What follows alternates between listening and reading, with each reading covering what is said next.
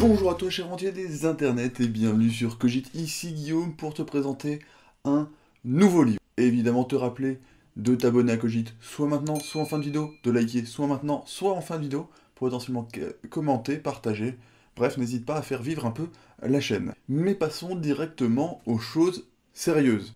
Pour bien commencer ce mois de novembre, pour fêter les 2 ans de la chaîne et l'étape symbolique du 20e livre présenté sur cette chaîne, j'ai décidé de me reposer sur un classique, un basique, une référence de la pop culture, une référence de la science-fiction, une référence de la parodie, une référence de l'humour anglais. J'entends bien évidemment parler de H2G2, donc le guide du voyageur galactique en français, H2G2 étant The Hitchhiker Guide of the Galaxy, ou To the Galaxy, ce qui veut dire le guide de l'autostoppeur galactique, globalement. Donc la traduction n'est pas exacte, mais l'idée est là. Et sans aucun spoil, c'est aussi dans ce livre qu'on évoque la réponse à la vie, à l'univers et au reste. 42, voilà, tout simplement. Si vous avez entendu parler de 42 à un moment, ça vient de là, ça vient de ce livre. Bref, ce n'est pas encore le sujet, donc commençons par parler de son auteur, Douglas Adams. Alors qui c'est Douglas Adams? Eh bien Douglas Adams, comme tout bon maître de l'humour anglais, est anglais. Il est né en 52 à Cambridge, qui est une des villes et universités les plus connues du Royaume-Uni et sans doute du monde, et on peut se dire dès maintenant, mais en grandissant dans cette ville de culture, d'effervescence intellectuelle où on a eu de nombreux grands auteurs, de nombreux grands hommes et grandes femmes de l'histoire du Royaume-Uni et par extension du monde qui ont vécu, qui ont fait leurs études, forcément, ça a dû participer à la création de son esprit, au fait qu'il puisse devenir un auteur aussi connu. Eh bien, pas du tout. Non, non, pas du tout. Mais vraiment, rien à voir, parce que quelques mois après sa naissance, ses parents et sa famille déménagent vers Londres. Donc en fait, il a pas du tout grandi à Cambridge, donc aucun rapport. Sauf que, chance, peut-être parce qu'il a suivi l'exemple paternel qui du coup a fait ses études à Cambridge, et bien justement pour ses études, il retourne à Cambridge. Il va au St. John's College de Cambridge. Il se trouve qu'au St. John's College, il y a le plus vieux club étudiant de comédie. Alors, c'est un club privé, on ne peut y rentrer que sur invitation. Petit bonus, il y a eu 2 membres des Monty Python qui ont été dans ce club à la même époque où Adams était dans cette université. Alors on peut se dire, évidemment, le lien avec les Monty Python, il est rentré dans le club, grande réussite, c'est comme ça qu'il a un peu développé son sens critique, son sens du mot. Et bah non, en fait, non, parce qu'il n'a pas été pris, en fait. Il n'a pas été... Le vote n'a pas voulu que Adams aille dans ce club. Donc Adams, il peut pas rentrer au Footlight, hein, il arrive en 70-71 à Cambridge, il peut pas y aller, donc il fait un peu sa vie, il fait un petit groupe de scènes, d'humour sur le côté. Sauf que, finalement, il est pris. Hein. Finalement, il rentre au Footlight, il fait partie de ce club, de cette histoire depuis 1883 de la comédie étudiante anglaise de Cambridge, et il finit même par devenir président du club. Donc, cette fois-ci, on rentre dans le rythme. On rentre dans le truc, effectivement, à partir de ce moment-là, son histoire avance.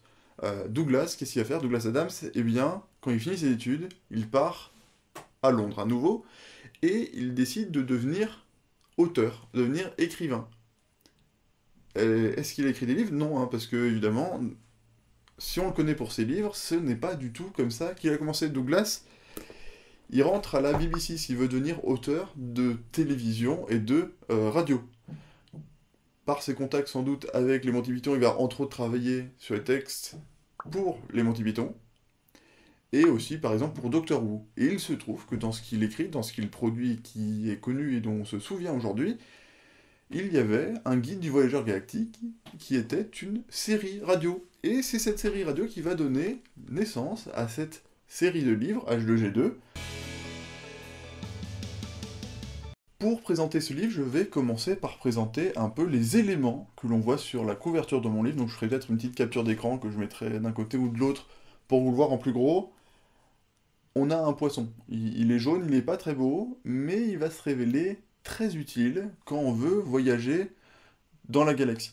Là, en rouge, on a le fameux guide du voyageur galactique. Il y a un petit twist, parce qu'on voit qu'un livre là, mais il y a un petit twist, vous découvrirez en lisant le livre. On a un robot, là, qui a l'air triste, qui lui aussi a son utilité, hein, vraiment. Et, dernier élément, mais peut-être un des plus importants, on a un bulldozer de couleur jaune, voilà, qui est ici. Et ce bulldozer jaune, il va avoir une importance très vite dans l'histoire du livre. Bref, après avoir analysé ces premiers éléments, de quoi parle le livre? Eh bien, on découvre Arthur. Arthur, c'est qui? Arthur, c'est un anglais. Un anglais moyen, dans le sens où il n'a rien de particulier. C'est un anglais que tu croises, voilà, il vit dans une maison en Angleterre, sur le bord d'un village anglais, en plein milieu de la campagne anglaise, et première péripétie, que se passe-t-il? Eh bien, il y a un bulldozer jaune devant sa fenêtre. Pourquoi un bulldozer jaune? Eh bien parce que sa maison se trouve sur le tracé d'un contournement de la ville, du village où il habite, et du coup il va falloir la raser pour faire passer une bretelle d'autoroute, quoi, globalement. Sauf que, attention, rebondissement, au même moment, il y a une bretelle d'autoroute intergalactique qui doit placer à l'endroit où se trouve la Terre, en fait, globalement. Donc, il va y avoir des bulldozers pour raser la Terre. Voilà.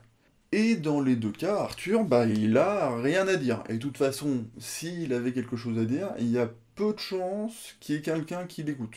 Et c'est donc comme ça que Arthur, il se retrouve, on va dire, lâché dans l'univers. Il commence son voyage dans l'univers, il va rencontrer le rédacteur, enfin, un des rédacteurs du guide du voyageur. Il va faire aussi la rencontre du surprenant et très mégalo président de la galaxie, bah, du conducteur d'un bulldozer à la poésie un peu douteuse, d'un vieux constructeur de planètes et de la question à la réponse, à la vie, à l'univers et au reste, et même quelques souris de laboratoire qui auront échappé à la destruction de notre planète. Bref, un joyeux mélange qui va donner un joli livre sur lequel je ne dirai rien de plus afin de vous laisser l'envie de le lire, d'en savoir plus, de savoir comment tous ces éléments peuvent se retrouver en une seule histoire cohérente, et évidemment pour ne pas vous spoiler, vous gâcher l'envie de lire et d'ouvrir ce livre. Bref, mon avis c'est qu'on a affaire à un livre qui est passionnant, qui est surprenant, qui est drôle, qui est anglais, définition très très anglais dans son humour, hein, clairement. Il est facile à lire, sans doute bien moins à écrire, mais heureusement je ne suis pas dans le rôle de l'écrivain ici, donc j'ai juste pu kiffer. Bref, c'est un classique qui est justifié, c'est un essentiel pour votre pile à lire. On sent dans ce texte que l'auteur connaît bien le sujet de l'humour anglais, et je ne peux qu'être extrêmement triste de savoir que je ne pourrai jamais rencontrer cet auteur, rencontrer l'esprit qui a réussi à écrire ça, de la même façon que je ne pourrai jamais rencontrer son alter ego, de la parodie à l'humour anglais, cette fois-ci de la fantasy, pas de la SF, qui est Terry Pratchett, qui lui aussi nous a quittés il y a quelques années. Je considère qu'il faut continuer de faire vivre un peu ces textes qui sont vraiment excellents pour l'un comme pour l'autre. Je finirai peut-être par présenter un peu et par parler un peu du disque monde, si jamais vous avez envie, n'hésitez pas à le dire. Mais pour en revenir à H2G2, n'hésite pas à le lire évidemment, donc à foncer en librairie pour le trouver, à foncer en description, si jamais tu veux le commander sur Amazon, je vais mettre un petit lien pour que tu puisses le trouver plus rapidement, et pour que tu puisses potentiellement soutenir la chaîne. N'hésite pas, encore une fois, à t'abonner, à liker, déliker, reliker, déliker, reliker, déliker, reliker. L'état final de ton compte, ça va être évidemment d'être abonné à Cogite, d'avoir liké, d'avoir le livre et de le lire. Notre escale littéraire arrive maintenant à sa fin, alors si jamais ça t'a plu, n'hésite pas à aller voir une autre vidéo, ou à attendre dimanche prochain, ou toute autre date dans laquelle j'aurai l'idée de sortir une vidéo. Merci pour ton soutien, à bientôt, salut!